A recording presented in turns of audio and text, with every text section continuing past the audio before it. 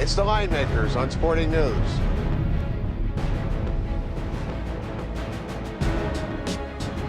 Sunday NBA playoff action, game ones. Welcome to the Linemakers on Sporting News. I'm Micah Roberts with Rick Karen.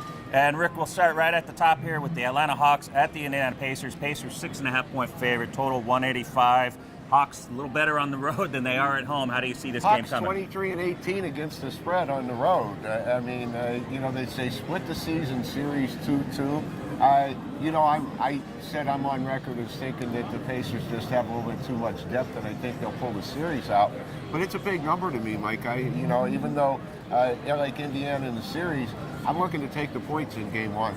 Game one, and to that point, the Pacers, even though they didn't play all their players the last couple games, they've lost 3 in a row coming in, lost 5 of their last 6, and haven't covered their last 6 coming into the playoffs. So not exactly the ideal situation for the Pacers coming in. The big series, probably with the most intrigue that I think a lot of people are looking for, is the Lakers at the San Antonio Spurs. We saw the Lakers take them out in LA the last time they played. Spurs 8.5-point favorites, total 192.5. How do you see game one going? Micah, I have to look at it, and they played 3 times during the year.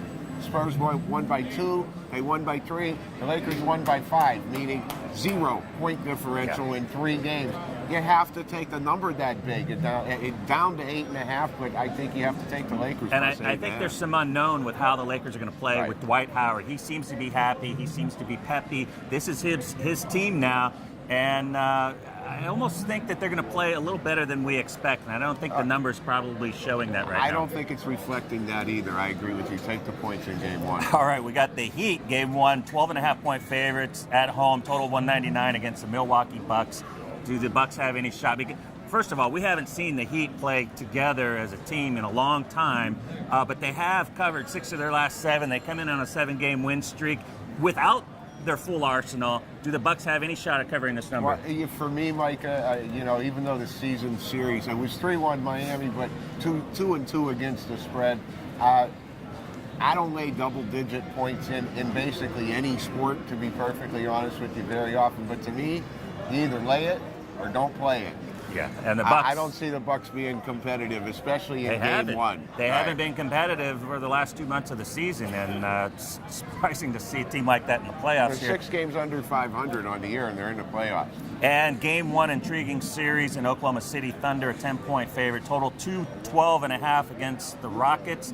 Number too low or too high here? Well, you know what? The Rockets haven't played well down the stretch, and they haven't fared well in Oklahoma City. They were blown out twice in Oklahoma City. And yeah, it's a big number, but again, I think it's kind of the same situation. It's a very young Rockets team. If James Harden goes off for 45, yeah, they'll cover and be in the game. But if he doesn't, you got to look to the Thunder, and you got to look to the over in the game. And we've seen the Rockets only cover 1 of their last 6 games to close out the season, and the Thunder won 7 of their last 9 games, but we can throw out that Bucks game. Durant didn't play in there, so that doesn't mean anything. So Thunder's playing great ball, and at home they're almost unbeatable. Yeah, I guess my lean would be more towards the over in the game rather than laying double digits, but I think it's going to be a really fun series to watch up and down the floor. All right, there you go, Sunday's action. Thanks for watching.